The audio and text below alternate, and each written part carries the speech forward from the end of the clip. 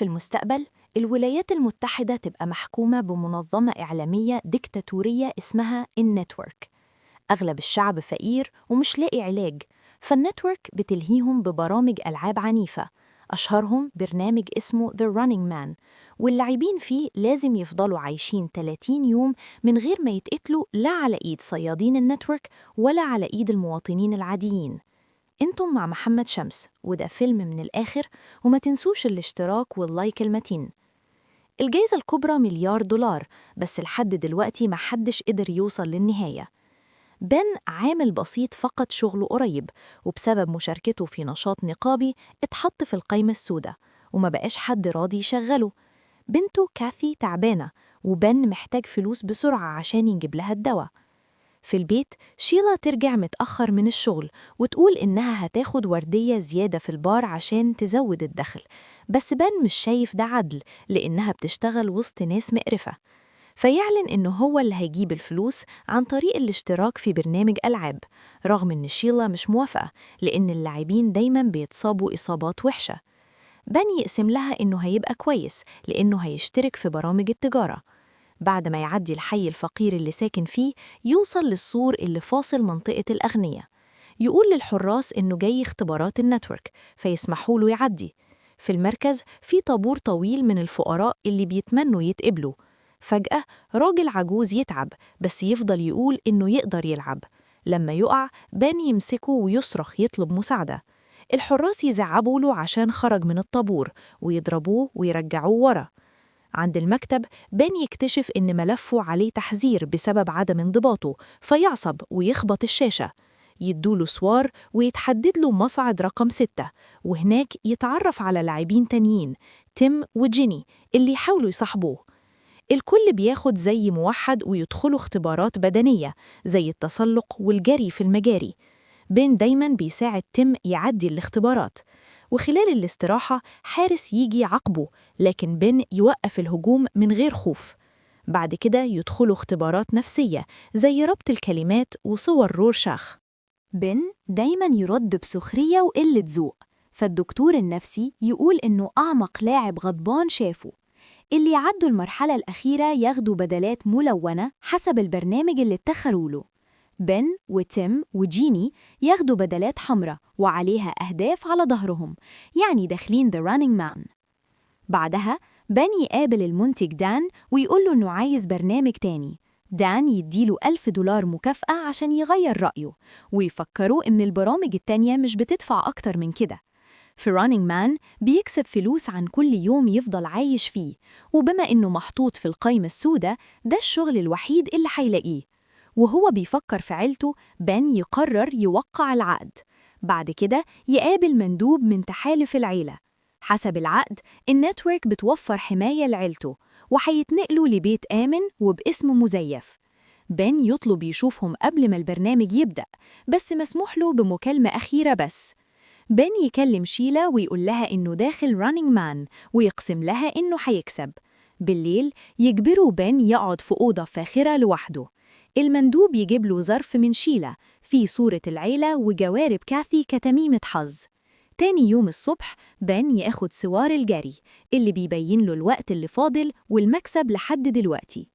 البرنامج يبدأ والمذيع بوبي ينادي على بن على المسرح. بوبي يبدأ يكذب على الجمهور ويقول إن بن كان شغال في أمن شبكة الدفاع واتمسك وهو بيبيع معلومات سرية، ويعرضوا فيديوهات مزيفة.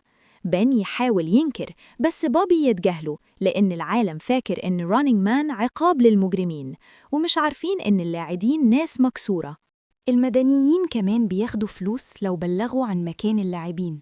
لما بوبي يسأل بن عن كلمته الأخيرة، بن يشتمه قدام الجمهور ويتوعد إنه هيعيش لحد ما يحرق المبنى ده. بعد ما يعرفوا كل اللاعبين، بوبي يشرح القواعد. كل واحد بياخد $1,000 مقدماً، وسبق 12 ساعة. الصيادين ال5 هيطلعوا تاني يوم. اللاعبين لازم يصوروا نفسهم 10 دقايق يومياً. لو ما سلموش الشريط قبل نص الليل في الصناديق المخصصة يتحرموا من المكسب، بس يفضلوا مطاردين. بعد ما بوبي يعرض الصيادين الغامضين، اللاعبين ال3 يتحطوا في مصاعد مختلفة ويتبعتوا لأوضة ضلمة. هناك بن يلاقي الكاميرا وفلوس وهدوم عادية، يغير هدومه ويطلع من المبنى، يركب تاكسي والسواق يتعرف عليه ويطلب صورة.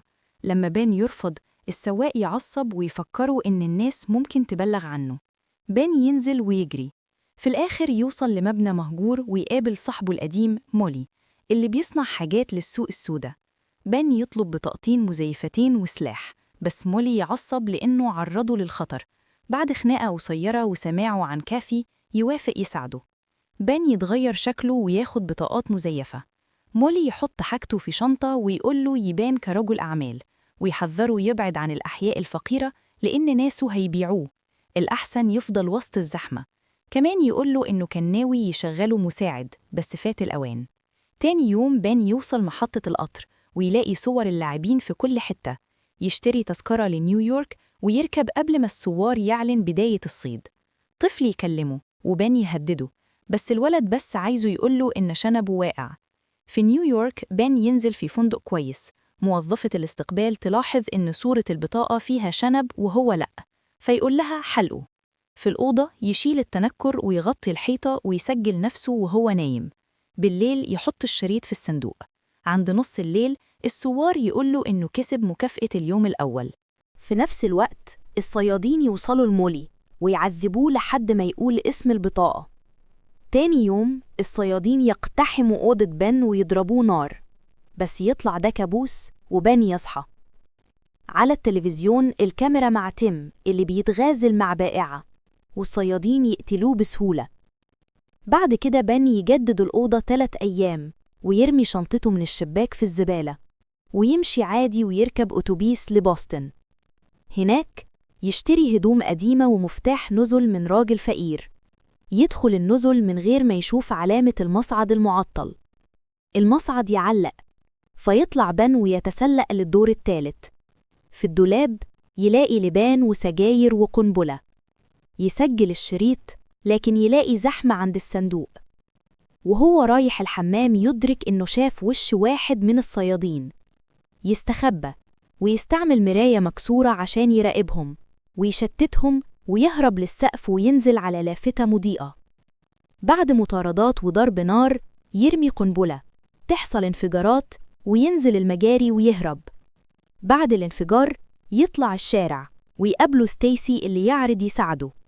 بعد كده يقابله براد أخوه ويأكله في بيته. براد متمرد ضد النظام وبيحلل حلقات رانينج مان. بن يعمل فيديو يفضح الجرايم.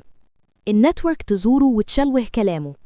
بعدها بن يهرب مع براد وستيسي ويقتل صيادين ويوصل لصديق اسمه إلتون. إلتون متمرد وأبوه اتقتل. يشرح له إن الأعمدة بتفحص ال DNA، فلازم يستخبى تحت الأرض. بعد خيانة إلتون البوليس يحاصر البيت ويحصل اشتباك وفخاخ، وإلتون يتصاب ويتقتل. بن يكمل ويواجه دان اللي يعرض عليه يبقى صياد، ولما يرفض يوريه فيديو مزيف بموت عيلته. الجمهور يقف مع بن ويحصل قتال في الطيارة، وبن يقتل الصيادين. في الآخر الطيارة تنفجر قدام الناس، بس الحقيقة تطلع. الثورة تقوم ضد النتورك.